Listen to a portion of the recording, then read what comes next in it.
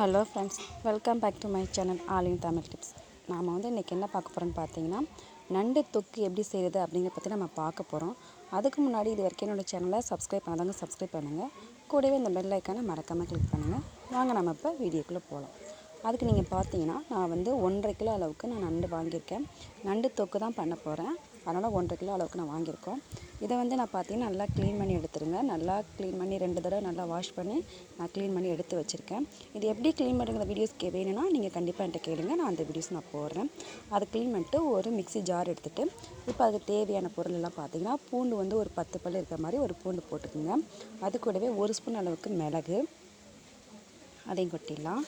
அடுத்து 1 ஸ்பூன் அளவுக்கு பெருசீரகம், சோம்புன்னு சொல்லுவாங்க, பெருசீரகம் சொல்லுவாங்க, அதையும் நம்ம கொட்டிக்கலாம். தக்காளி பார்த்தீங்கன்னா சின்ன தக்காளியில் ஒரு தக்காளி அளவுக்கு எடுத்திருக்கேன்.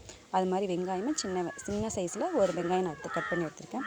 இது கூடவே சேர்த்து தேங்காய் பார்த்தீங்கன்னா அரை மூடி அளவுக்கு நம்ம தேங்காய் எடுத்திருக்கோம். ஏன்னா நல்லா திக்காக வரணுங்கிறக்காண்டி அரை மூடி அளவுக்கு எடுத்திருக்கேன். இதெல்லாம் அரைச்சிட்டு வந்துடலாம். அதுக்கப்புறம் நம்ம அடுப்பில் கடாயை வச்சு 2-3 ஸ்பூன் அளவுக்கு நான் இருக்கிற மாதிரி எண்ணெய் ஊற்றிருக்கோம். அது கூட பொரியதுக்கு சோம்பு போட்டுக்கிறேங்க. இப்போ பார்த்தீங்கன்னா பச்சை மிளகா சின்னதாக நான் பொடியாக நான் கட் பண்ணி வச்சுருக்கேன். அதையும் நம்ம அது கூட சேர்த்துக்கலாம். அடுத்து பார்த்திங்கன்னா வெங்காயம் 2 வெங்காயம் எனக்கு நல்லா சின்னதாக கட் பண்ணியிருக்கோம். அதையும் சேர்த்துக்குங்க. அது கூடவே கருவேப்பிலை ஒரு 10 கருவேப்பிலையும் நம்ம அது கூட சேர்த்துக்கலாம். இது எல்லாத்தையுமே ஓரளவுக்கு நம்ம வெங்காயம் அந்த பொன்னிறமாக வர அளவுக்கு நான் வதக்கி விட்டுலாம். தக்காளி நீங்கள் பார்த்தீங்கன்னா ஒரு 3 தக்காளி அளவுக்கு இருக்கும். அது நான் சின்னதாக இருக்கனால 3 சைஸை கட் பண்ணி போட்டிருக்கேன். அது கூடவே தேவையான உப்பு நம்ம போட்டு நல்லா வதக்கி விட்டுலாம். தக்காளி நீங்கள் பார்த்தீங்கன்னா ரொம்ப அதிகமாக இருந்தால் நீங்கள் கம்மியாக எடுத்துக்கிறீங்க. அதெல்லாம் போட்டு நல்லா பொன்னிறமாக வதக்கிடலாம். இப்போ நான் சொன்ன பொருள் எல்லாமே நம்ம அரைச்சிட்டு எடுத்து வந்தாச்சு. என்னென்ன பொருளுங்கிறத நான் காமிச்சிட்டேன். இப்போ இதையும் நம்ம அது கூடவே சேர்த்து கொட்டிடலாம். கொட்டி நல்லா நம்ம மிக்ஸ் பண்ணி விட்டுடலாம். இதோட எல்லா பொருளோட பச்சை வாசனை எல்லாமே போகிற அளவுக்கு நம்ம ஓரளவுக்கு மிக்ஸ் பண்ணி ஒரு 2 இல்லை 3 நிமிஷம் நான் நல்லா வதக்கி விட்டுருங்க. அப்போ தான் அது வாசனை எல்லாமே போகும். வதக்கி விட்டதுக்கப்புறமா இதுக்கு தேவையான மசாலா பொருள் எல்லாமே சேர்த்துடலாம். என்னென்ன மசாலா பொருள் தேவைன்னு பார்த்தீங்கன்னா, மல்லித்தூள் 2 ஸ்பூன் அளவுக்கு நான் சேர்த்துருக்கோம். அது கூட சேர்த்து 2 ஸ்பூன் போட்டாச்சு. அடுத்து பார்த்திங்கன்னா மிளகாத்தூள் வெறும் மிளகாத்தூள் தான் அரைச்சிருக்கு. வெறும் மிளகாத்தூள் அது ஒரு 2 ஸ்பூன் அளவுக்கு நம்ம அதில் சேர்த்துக்கலாம்.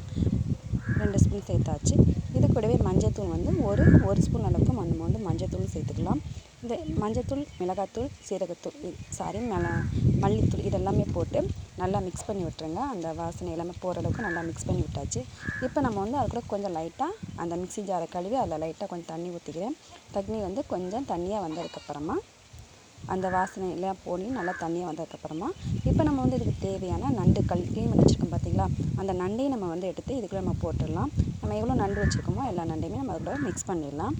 எல்லாம் போட்டு மிக்ஸ் பண்ணி விட்டுடலாம். இப்போ நீங்கள் பார்த்தீங்கன்னா எல்லா நண்டுமே நம்ம போட்டாச்சு. நண்டு சைஸ் கொஞ்சம் சின்னதாக தான் கிடச்சிச்சு. சின்ன சைஸ் நண்டு தான் இது, பெரிய சைஸ் நண்டு இல்லை. இது எல்லாமே அந்த கீழே இருக்குது பார்த்தீங்களா, அந்த கிரேவி எல்லாமே மேலே மிக்ஸ் ஆகிற மாதிரி, இந்த நண்டு கூடயே நல்லா மிக்ஸ் ஆகிற மாதிரி கீழேருந்து நம்ம எடுத்து மேலே அந்த எல்லாமே நல்லா மிக்ஸ் பண்ணி விட்டுடலாம். இப்போ இதுக்கு வேகிறதுக்காக லைட்டாக 1 டம்ளர் அளவுக்கு தண்ணி ஊற்றினா போதும். நம்ம நிறைய தண்ணி ஊற்ற வேண்டியதில்லை. இல்லை கொஞ்சம் நல்லா திக்காக கொஞ்சம் கிரேவியாக வேணும் சாப்பாட்டில் ஊற்றிக்கிற மாதிரினா எக்ஸ்ட்ரா கொஞ்சோண்டு நம்ம தண்ணி ஊற்றிக்கலாம். 1 ஸ்பூனுங்கிறத ஒரு டம்ளருங்கிறத 2 டம்ளர் 1.5 டம்ளர் அளவுக்கு நம்ம ஊற்றிக்கலாம்.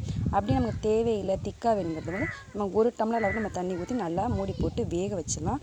இதை பார்த்தீங்கன்னா ஒரு 10 நிமிஷம் 10 to 15 நிமிஷம் நல்லா வேக வச்சிடலாம். வேக வச்சுட்டு பார்த்தீங்கன்னா நல்லா கிரேவி நல்லா திக்காக வந்திருக்கும். நல்லா இது சாப்பிட்றதுக்கு நல்லா டேஸ்ட்டாக இருக்கும்.